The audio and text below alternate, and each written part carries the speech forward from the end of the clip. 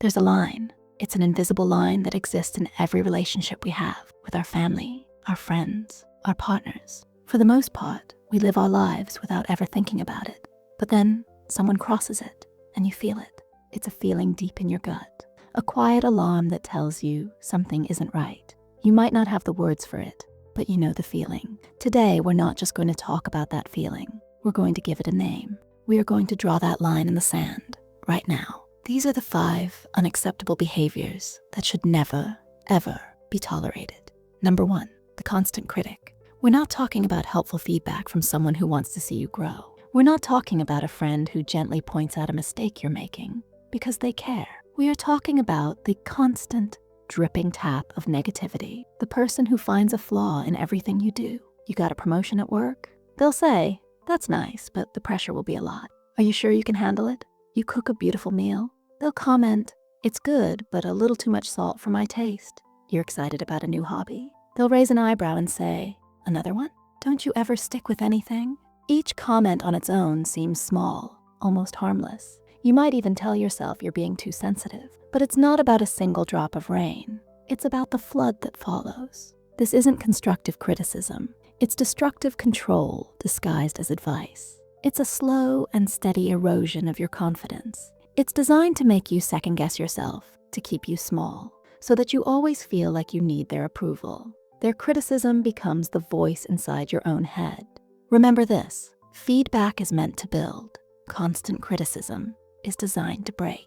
It's a way for an insecure person to feel powerful by making you feel weak. Tolerating this is like willingly drinking a slow-acting poison. You won't feel its full effect today or tomorrow, but over time, it will hollow you out from the inside. The antidote is not to argue with them or try to prove them wrong. You cannot win a game that is rigged.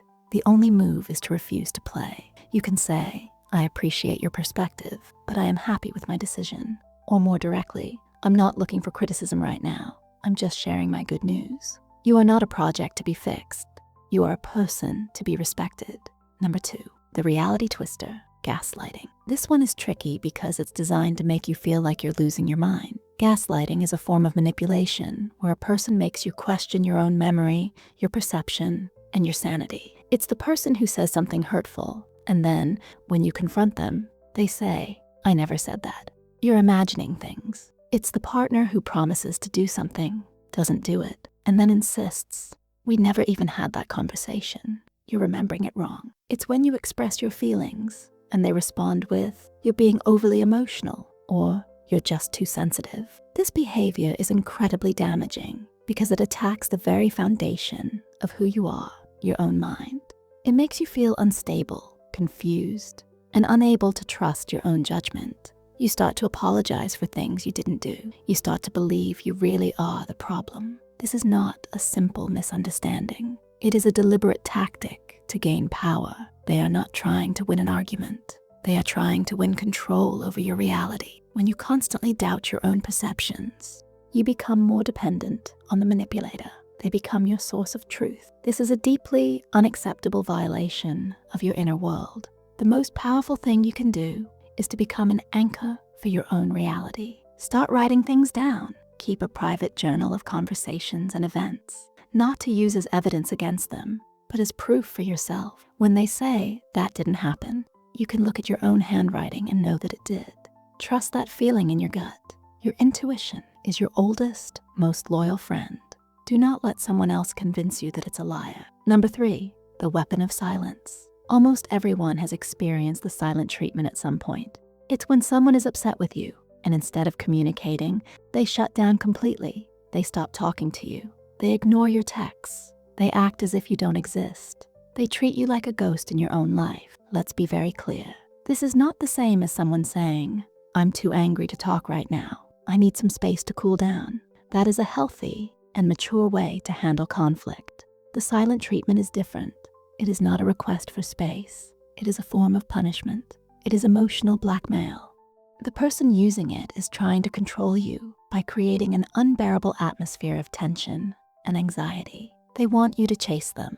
They want you to beg for forgiveness, often without you even knowing what you supposedly did wrong.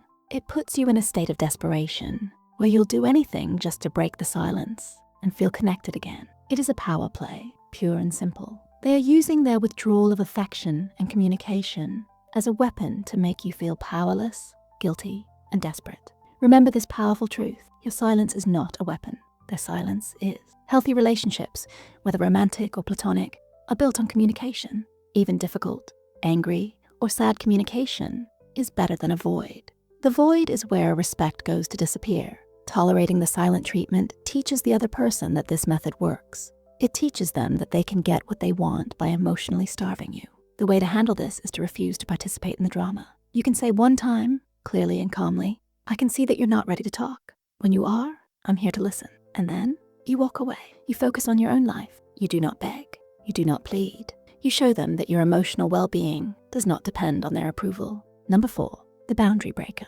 Boundaries are the rules we set for how we want to be treated. They are essential for our mental and emotional health. Boundaries can be physical, emotional, or related to your time and energy. The boundary breaker is the person who consistently ignores or challenges your limits. They are the friend who borrows your things without asking. They are the family member who shows up at your house unannounced, even after you've asked them to call first. They are the partner who reads your private messages or pushes you to do things you've said you're not comfortable with. When you say no, they hear "try harder." They will often make you feel guilty for having boundaries in the first place. They'll say things like, "Why are you being so difficult?" Or, "I was just trying to help." They frame your reasonable requests as selfish or rigid. This is a massive red flag. Someone who respects you will respect your boundaries, period.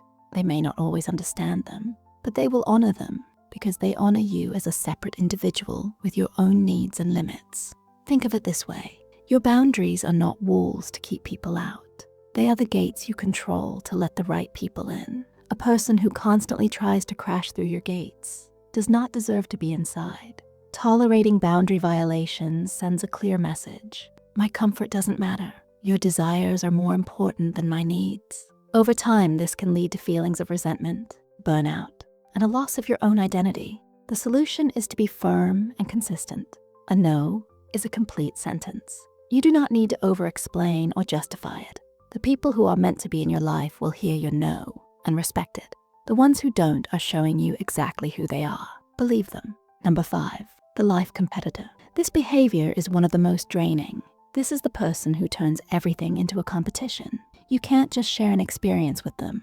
You have to brace yourself for their attempt to one-up you. If you had a bad day, they had a worse day. If you share that you ran 5 kilometers, they'll mention they ran 10 last week. You're excited about a new car you bought? They will immediately tell you why their car is better or how they got a better deal. It even works with bad news. If you're sick, they will suddenly recall a time they were much sicker.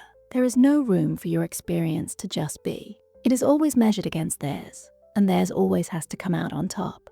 A relationship with a life competitor is not a partnership. It's a constant battle for status. They are not listening to you to connect with you. They are listening for their turn to speak and to recenter the conversation on themselves. This is exhausting. It invalidates your feelings and your accomplishments. It makes you feel like your life is just a set of points on their personal scoreboard. It makes you hesitant to share good news because you don't want it to be diminished. And it makes you hesitant to share bad news because you don't want to engage in the pain Olympics. True connection is impossible in a competitive environment. A true friend celebrates your sunrise. They don't complain that it casts a shadow on them. Tolerating this behavior means accepting a friendship or relationship that is fundamentally not about mutual support. It's about ego. The best way to deal with this is to stop giving them fuel, share less, become what they call a gray rock. You don't have to be rude, but you can be less detailed and less emotional in your sharing with them. Save your real stories, your real triumphs, and your real struggles for the people who know how to listen. The people who know that your joy does not take away from their own. Recognizing these 5 behaviors is the first, most crucial step. Constant criticism, gaslighting, the silent treatment, boundary breaking, and constant competition are not the ingredients of a healthy relationship. They are signs of disrespect and control. Your peace is valuable. Your confidence is precious. Your reality is valid. You have the right to set the terms for how you are treated.